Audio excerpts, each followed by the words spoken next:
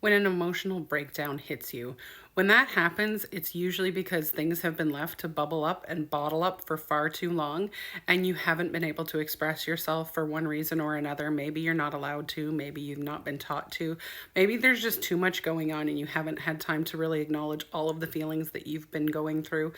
The problem is the more we let things bottle up, the more we let it build up, the bigger of a chance we have of having an emotional breakdown hit us at some point, because there's only so much that we can carry, only so much that we can manage.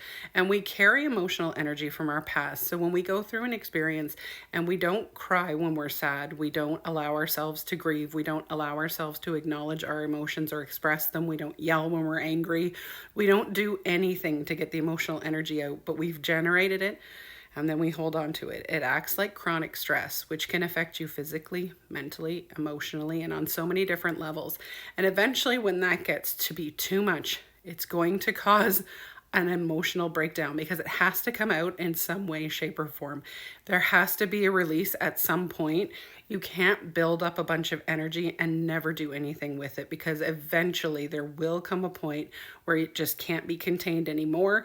Or when it finally does find a way out, it's going to be more of an explosive type of a reaction, more of an intense reaction.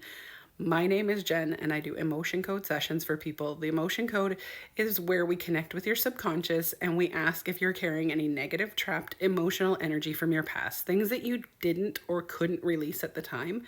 And then we ask that you be able to release certain things, and you go through a processing time where some of that emotional energy gets processed out instead of being bottled up and coming out in a breakdown of some kind.